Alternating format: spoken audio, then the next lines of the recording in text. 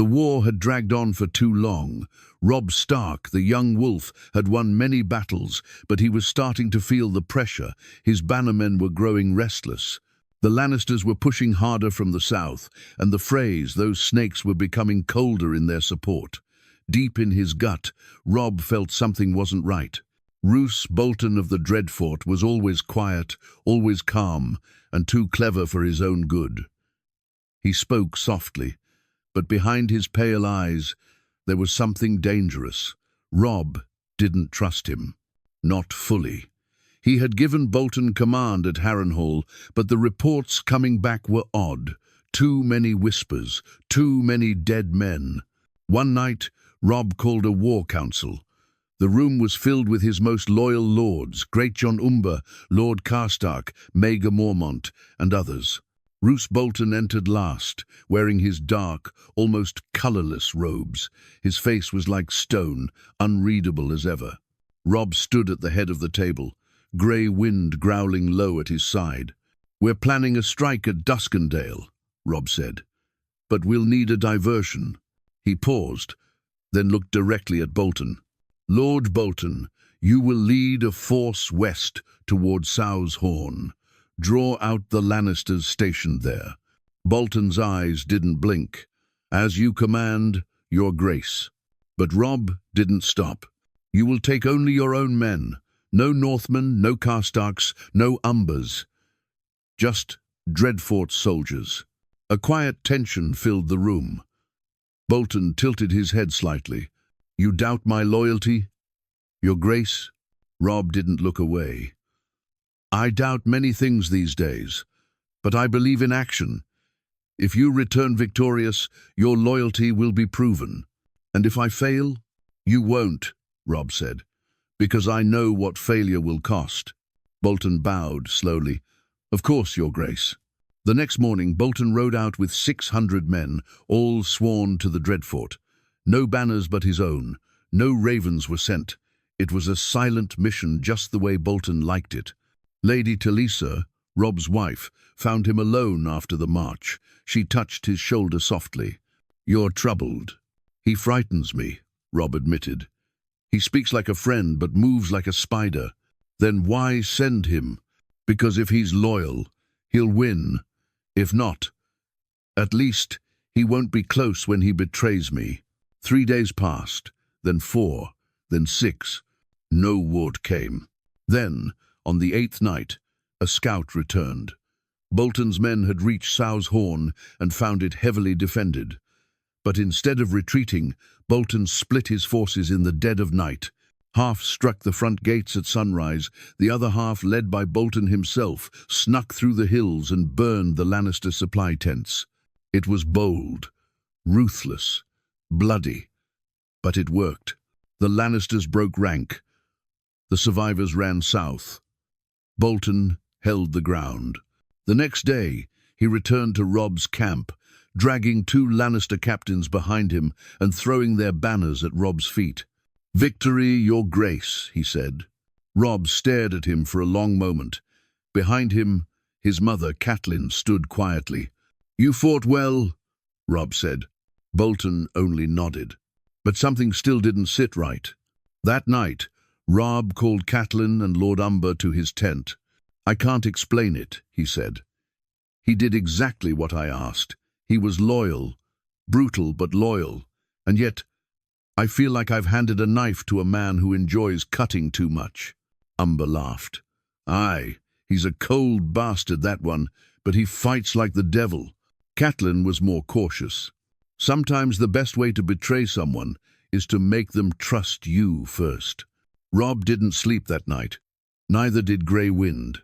And far from the camp, in a small tent near the edge of the woods, Roose Bolton sat sharpening his blade, flaying knife at his side, whispering to himself. "Soon." Robb tried to push the uneasy thoughts from his mind, but they clung to him like mist on a cold northern morning. Roose had done what was asked more than asked.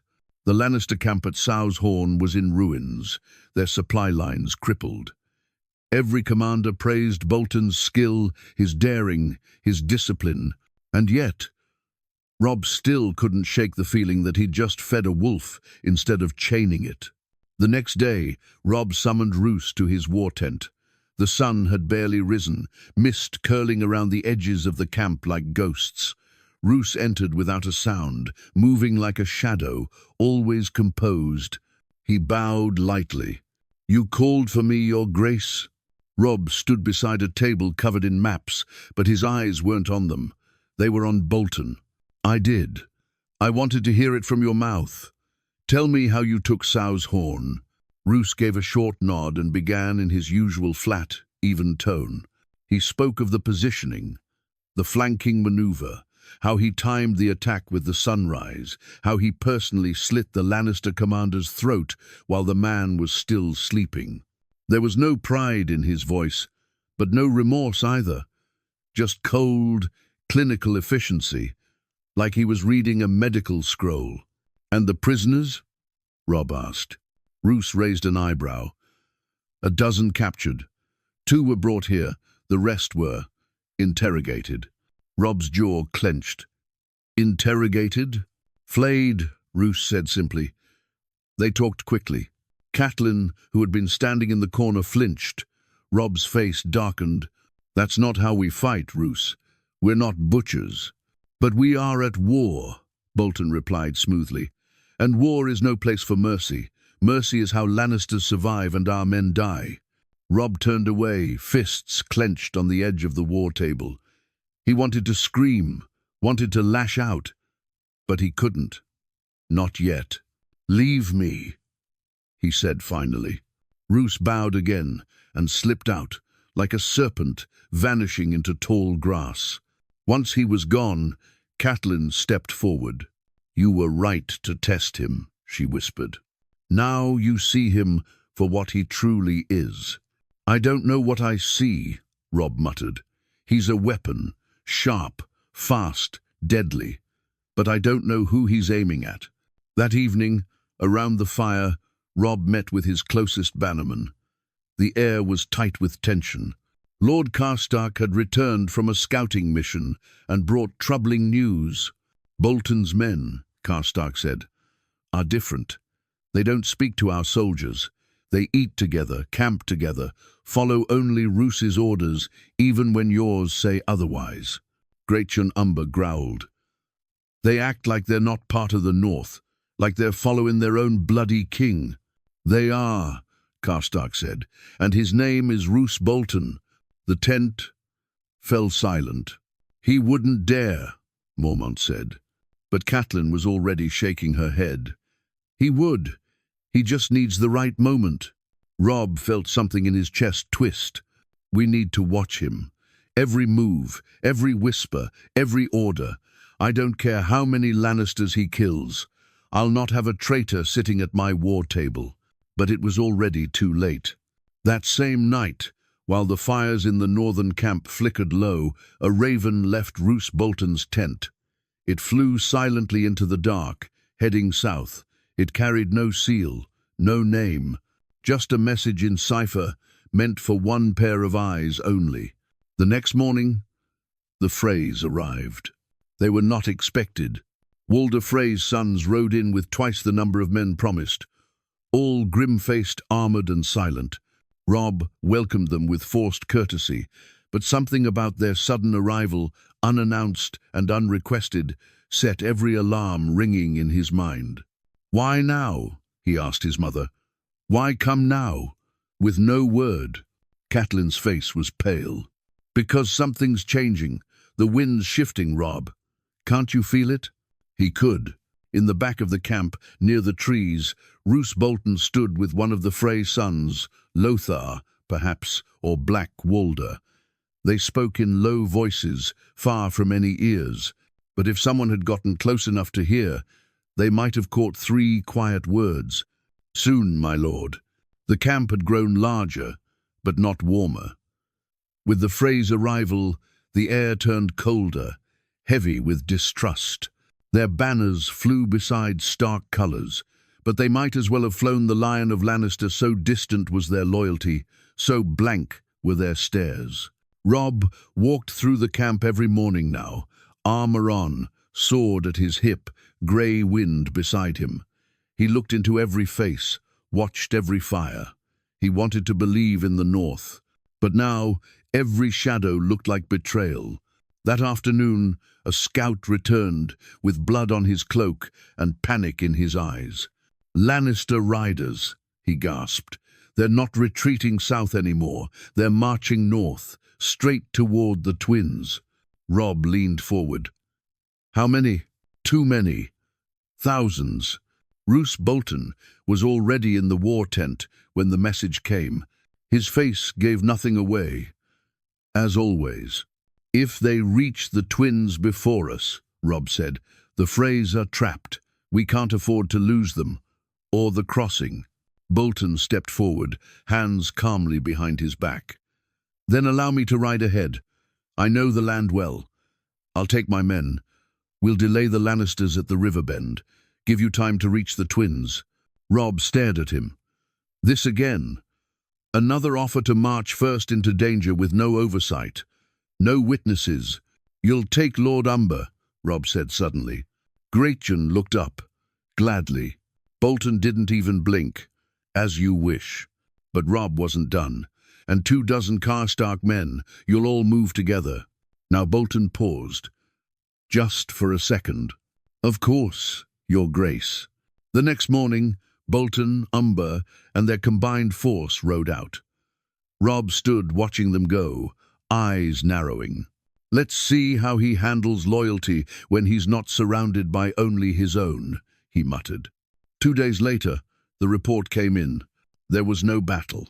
The Lannisters had turned back. Or so Roose claimed when he returned alone. "We found the river bend empty," he said calmly. "They must have pulled back toward King's Landing." "And where is Umber?" Robb asked, heart thudding. Roose looked straight at him. "Killed. Ambushed in the hills. Lannister archers. We buried the bodies." Robb's breath caught. "And the Karstark men?" "All dead," Roose replied. "Except one." He ran. "Coward." Something snapped inside Robb then. Not anger, something colder. "You'll stay in the camp until I speak with that survivor," Robb said. "No more commands. No more riding off. Do you understand me?" Roose didn't argue. He only bowed. But the smile that ghosted his lips was far too calm. Later that evening, the lone Karstark survivor was brought in, wounded, bloodied, shaking. "It wasn't the Lannisters," he whispered. "It was them, Dreadfort men. They turned on us, on Lord Umber, slit throats in the night. We didn't even see it coming."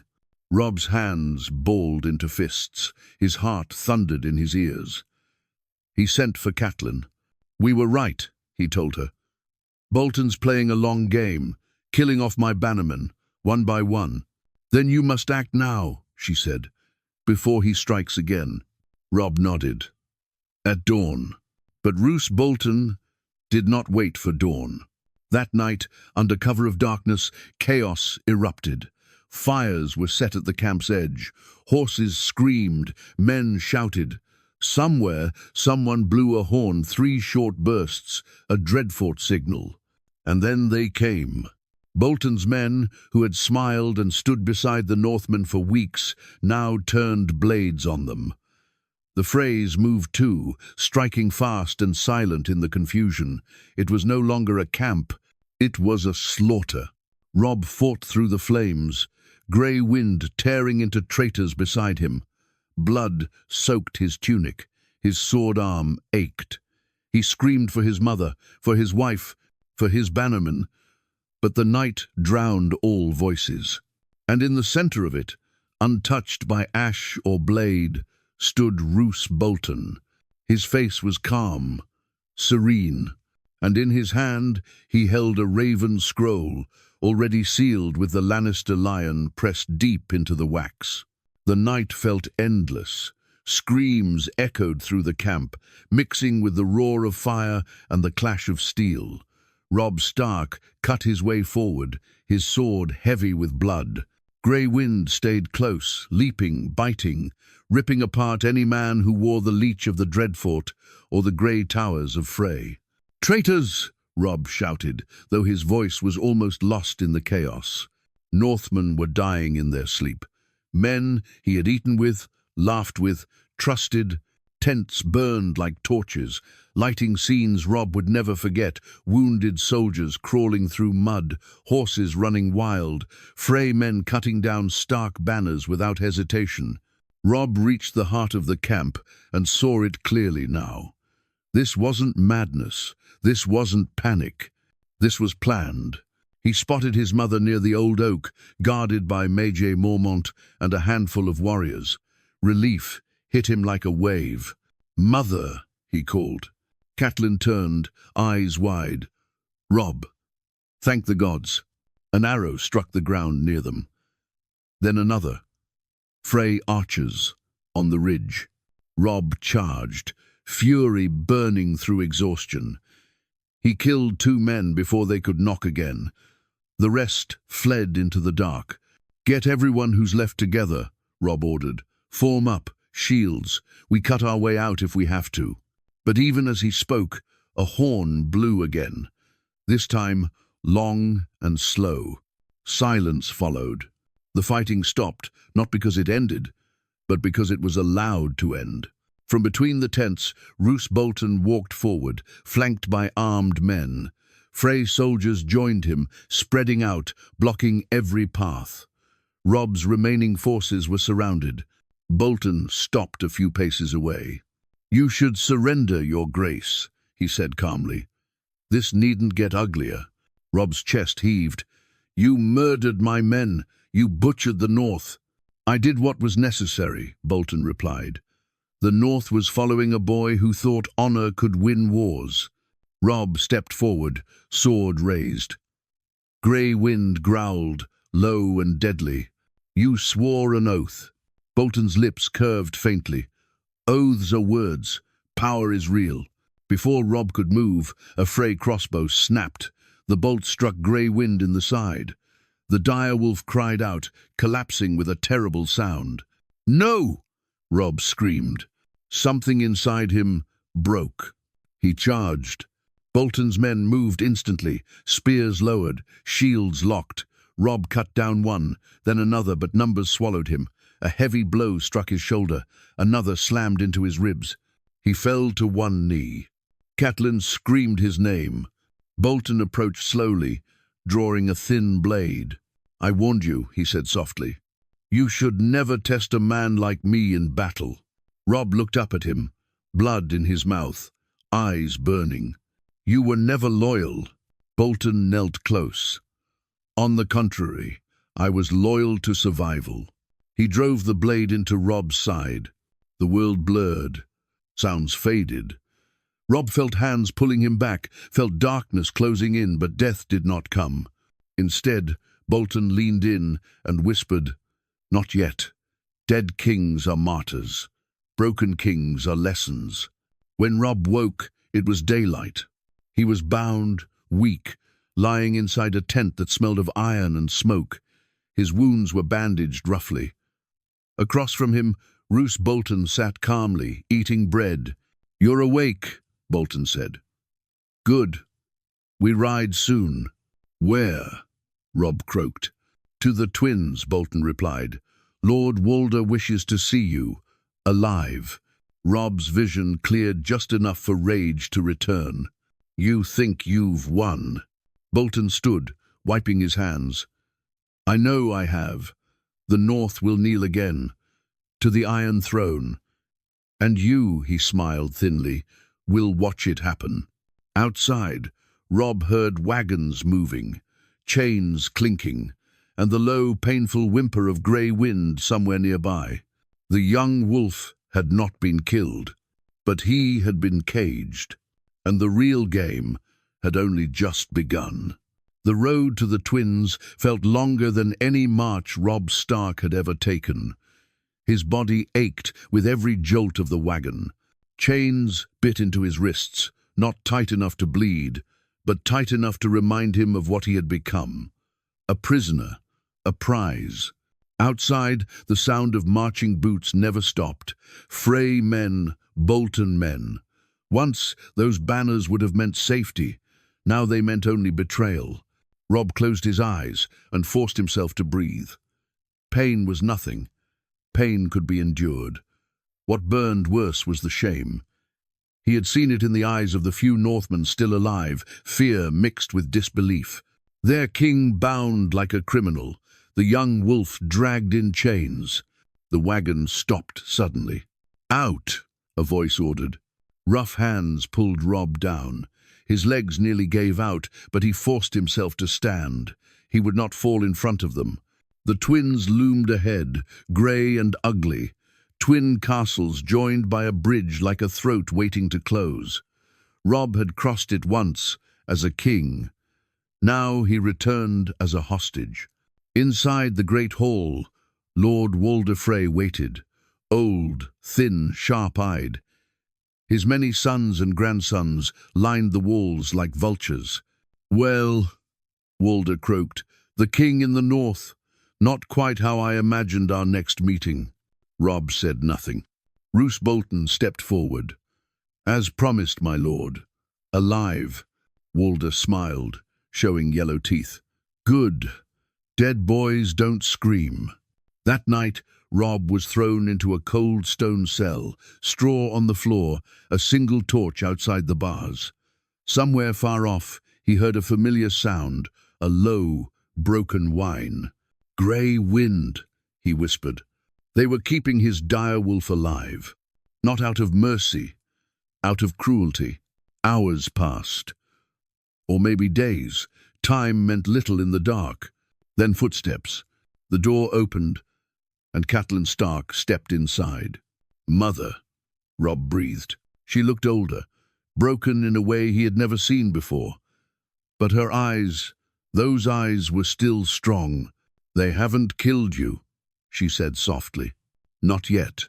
She knelt beside him, touching his face. "You did the right thing, Robb. Testing Bolton. You saw the danger before it was too late." "But not soon enough," Robb said bitterly. "I led them into this." "No," Catelyn said firmly. "You survived. That matters." Before Robb could answer, guards returned and pulled her away. But her last words stayed with him. "You survived." The next morning, Robb was dragged before a smaller council, Walder Frey, Roose Bolton, and a few chosen men. "We have an offer," Walder said. "Kneel, swear loyalty to the Iron Throne, order the North to stand down. In return, you live. Your mother lives. Even the wolf lives." Robb laughed. It surprised even him. "You think the North will follow a king who kneels?" Bolton spoke calmly. "They will follow the one who lives. Dead kings inspire songs. Living kings give orders." Robb looked at him. "And you? What did they promise you?" Bolton didn't hesitate. The wardenship of the North, and the end of Stark rule. Silence followed. Robb straightened as much as the chains allowed. "I won't kneel," he said. "You can kill me, but the North will remember who betrayed them." Walder sighed. "Stubborn boy, always with the honor." He nodded to the guards. "Take him back. We'll try again tomorrow." That night, something changed. As Robb lay awake, he heard movement outside his cell. Not heavy boots, careful ones. The lock clicked softly. The door opened just enough for a face to appear, a young Frey girl, no older than 16. Fear trembled in her eyes. "My name is Elise," she whispered. "I was promised to a Bolton cousin. I won't survive it." She slipped something through the bars. A small blade, hidden in cloth. "They think all Freys are the same," she said. "They're wrong." Before Robb could speak, she was gone. Robb stared at the blade in his hands. His heart pounded not with fear, but with hope. For the first time since the betrayal, he smiled. The North was not dead. It was waiting, and Robb Stark was still its king. The small blade Elise had given him was barely longer than Robb's hand, dulled at the edges, its grip wrapped in thin cloth. But in a place like this, even a knife that couldn't cut bread could slice a throat in silence. And more importantly, it was a spark, a beginning, Robb hid it beneath the straw in the corner of his cell. He waited 2 full days. He memorized the guards' routines, the sound of boots echoing down the stone corridors, the gaps between meals, the rhythm of the torch rotations. Patience was a lesson the battlefield had taught him well. On the 3rd night, everything fell into place. The torch near his cell flickered and went out a gust of wind through the corridor, or perhaps something more intentional. The young Frey girl passed again, just a shadow beyond the bars, and whispered only one word. Now. The next guard came half-drunk, yawning, barely watching the cell. Robb sat slumped in the shadows, face down. When the door creaked open, the man stepped inside to check on the prisoner. Robb moved like grey wind had taught him, silent, fast, merciless. The blade went into the guard's throat, and the man dropped without a sound. Robb stripped him of his keys and his dagger. He grabbed the guard's cloak and hood, covering his face. For the first time in days, he stepped out of the cell, heart pounding like war drums. The castle was quiet. Too quiet. He slipped through the corridors, hugging the stone walls, moving like smoke. A few times, Frey guards passed, but they barely glanced at him. After all, he wore their colors now. He followed the scent, yes, the scent of blood and hay and damp fur. It led him to a small door at the back of the eastern tower. 2 guards stood outside. Robb didn't wait. He launched at the first one, driving the stolen dagger into his side. The second tried to shout, but Robb tackled him into the wall, smashing his head against the stone until he slumped to the floor, twitching. Inside, Grey Wind lay in a cage, barely breathing. His eyes lifted weakly as Robb approached. Despite his wounds, his tail thumped once. "I know, boy," Robb whispered, breaking the lock. "We're getting out." Grey Wind stumbled when he stood, his side matted with dried blood. But there was still strength in him. Rage, too. They moved together, now man and wolf shadows, in a castle of betrayal. Robb didn't try to escape yet. No. He needed more than just freedom. He needed justice. He found Elise again, waiting near the kitchens. She gave him a satchel of food, a map of the river routes, and one more precious thing, a list of the lords who had supported Bolton's coup. "They meet tomorrow," she whispered, "a council to sign the letter that declares you dead." Robb's jaw tightened. "Then tomorrow, I rise." That night, they hid in the tunnels beneath the twins, forgotten passageways built by Frey ancestors too paranoid for comfort. Elise guided them through old servant paths, echoing halls that hadn't seen use in decades. She knew them all. When morning came, Robb emerged behind the wooden wall of the great hall's dais. He waited, silent, crouched like a hunter, as the lords gathered. Roose Bolton stood at the head of the room. His voice was calm, as always. "We have all agreed," he said. "Robb Stark is dead in all but body. The North must move on. The Iron Throne will confirm me as warden."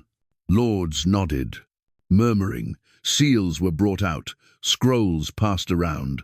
Then, a voice from the back of the hall cut through the murmurs like an axe. "Did you ask the North if it agreed?"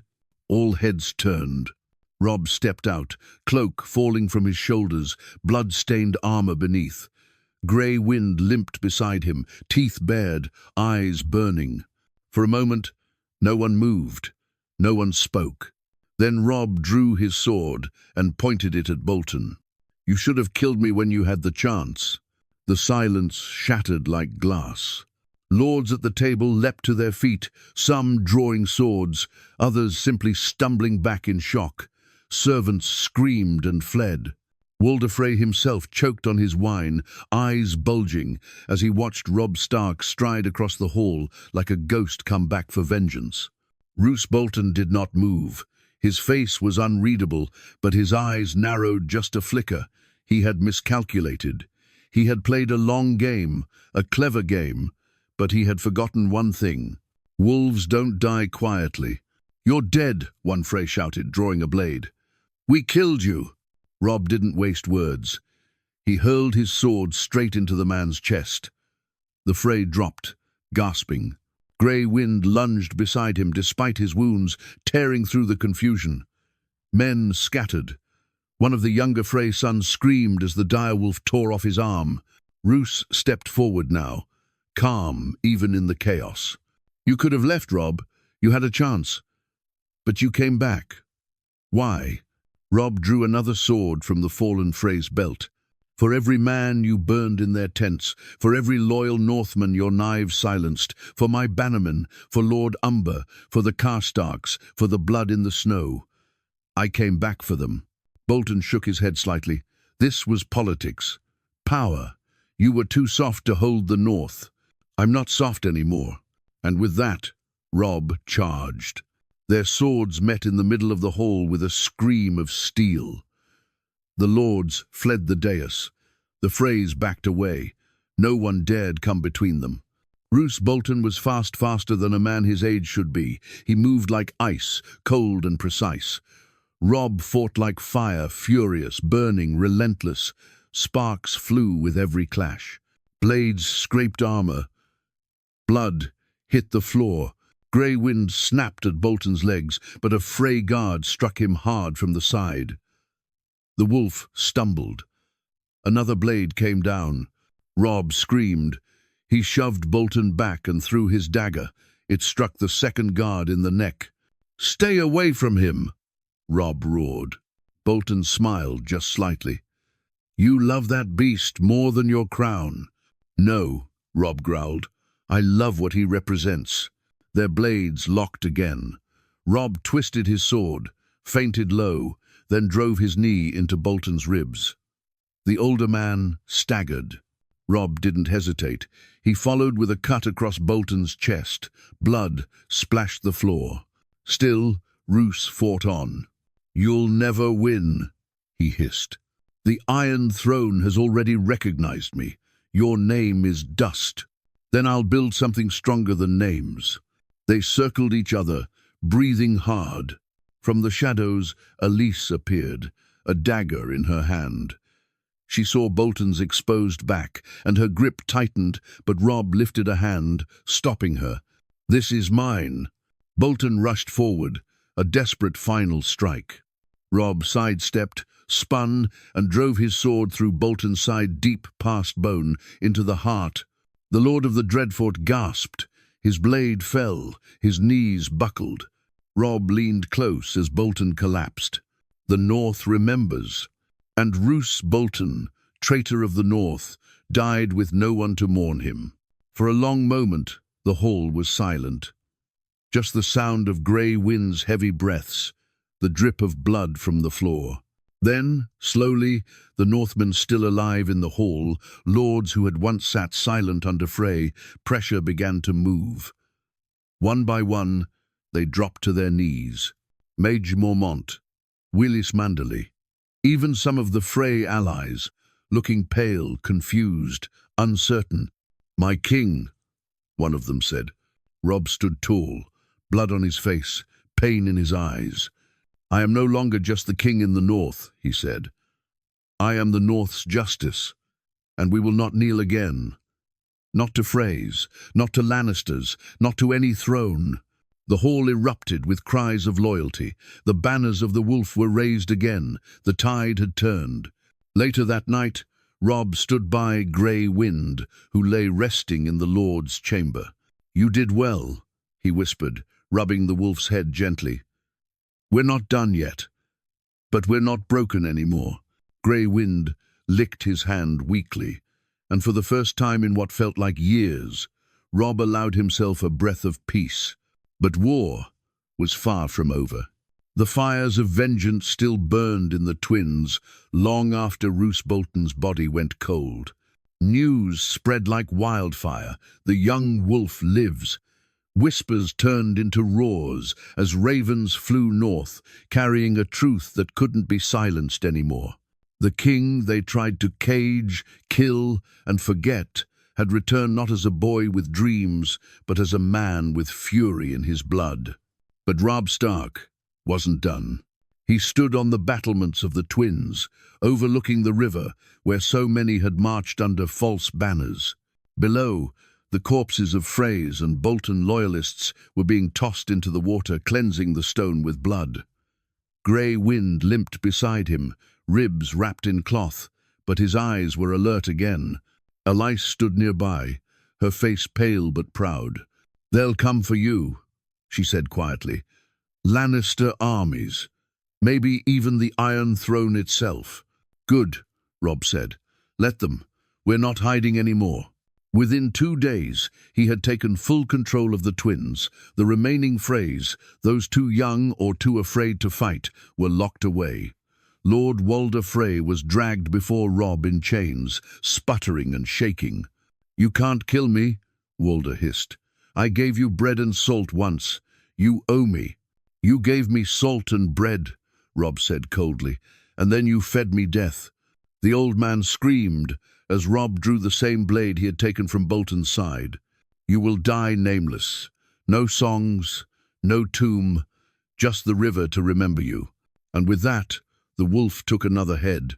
The north roared again. But Robb knew the victory was fragile. He called a council, only the loyal and the brave, Lords Manderley, Mormont, Serwyn, and a few others. The rest were scattered, either dead or uncertain. "We hold the twins now," Robb told them, "but we cannot stay here." "We return to Winterfell," said Maege Mormont. "We take back the heart of the North." "No," Robb said, his voice low. "Not yet." The room went quiet. "I've shed blood on Frey's stone," he continued. "The Lannisters will respond. If I leave now, they'll strike here first. They'll burn these towers to the ground. I won't let them bury my justice beneath rubble." "Then what do we do?" asked Lord Wylis Manderley. Robb stood and pointed to the map. "We turn the twins into a message." Within days, construction began, not of walls, but of gallows. Dozens, hundreds. The courtyards filled with the bodies of traitors, their banners torn and burned. The skies above the twins were black with crows. Robb sent ravens north, not begging, but calling. To every bannerman who bent the knee to Roose or watched silently as brothers died, he wrote, "Know this, the North remembers, and the North rises. Come to the twins. Bring your swords or be counted among the dead." Some came in fear, some came in guilt, but many came in fury, ready to correct the shame they had allowed. Within weeks, Robb had nearly 2,000 men at his back again, hardened, tested and loyal. Word came that Lannister forces were gathering in the Riverlands, preparing to strike. But Robb was no longer waiting. He stood before his men at dawn, armor cleaned, the direwolf stitched proudly on his chest. "They tried to end us with knives in the dark," he shouted. "They thought our hearts would break with betrayal. But we are Northmen. We do not break, we bend, we bleed, and then we bite back." Cheers erupted across the camp. Swords were lifted, shields slammed. "And now," Robb said, voice rising, "we march not for revenge, but for reckoning." As the army moved out, leaving the cursed halls of the Freys behind, Robb turned to Grey Wind. "They'll write about this one day," he whispered. "Not the betrayal, but what came after." And Grey Wind, scarred but standing, let out a low, proud howl, a sound the South would soon learn to fear, because the young wolf had risen. And this time, he wasn't coming to win a throne. He was coming to tear them all down.